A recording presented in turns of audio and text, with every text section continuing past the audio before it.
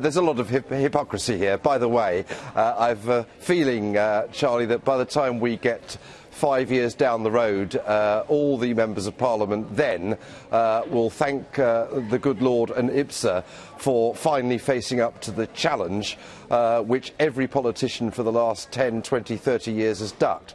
Every Prime Minister. It's all very well for a cabinet of multimillionaires to take this high and mighty view that you don't need to pay our MPs properly.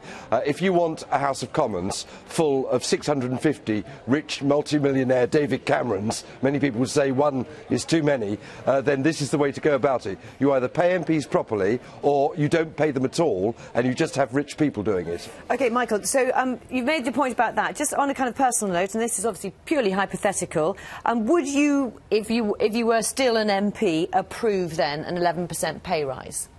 I would accept whatever decision the independent parliamentary body that the House of Commons set up 4 years ago in order to get out of the business of MPs voting for their own pay. MPs and Parliament and the Prime Minister and the Cabinet and the Leader of the Opposition are being hypocritical.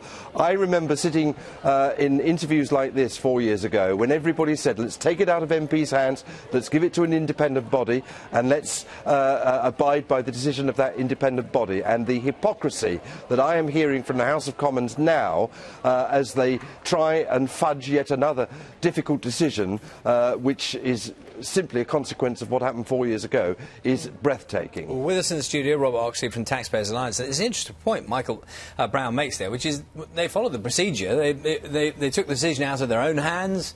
A decision has been reached.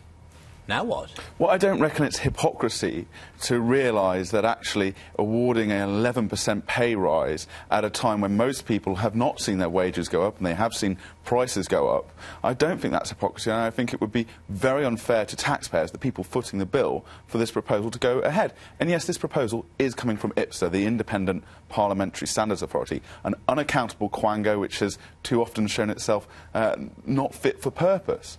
But MPs have to be accountable for this, and they can't, at the same time as making the necessary arguments to reduce public spending, to sort the economy, to then be given an 11% pay rise. So I think what MPs need to do today is avoid that by saying, actually, we're going to reject Ipsa's proposals. They could do it by simply voting a one-line piece of legislation saying, we reject these proposals, and then actually making MPs' pay accountable again by making sure that MPs say, no, actually, we're going to link it to average earnings, so that if our constituents aren't improving, their cost of living, their circumstances aren't improving, ours aren't going to be improving. Let's just talk about that link, Michael, if you were to sort of average earnings. What's your opinion on that? Would that work?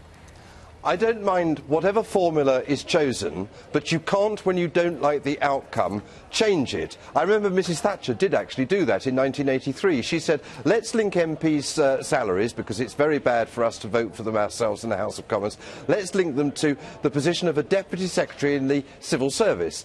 Then one year along comes a civil service pay increase which is above the national average, and so, oh no, we can't have that, so we change the formula and we end up with duck houses and moats. And then David Cameron, Gordon Brown and Nick Clegg all say, let's have an independent body and subcontract this decision. I agree with Robert that it is unaccountable, but Parliament set it up, and if that one-line piece of legislation he wants to see on the statute book is anything to go by, what it should be is we reject Ipsa. They should do that. That is more honest, and go back to the system of them voting on their own pay. That would be accountable. That's what we used to do, but that's what led us to duck houses and moats. OK.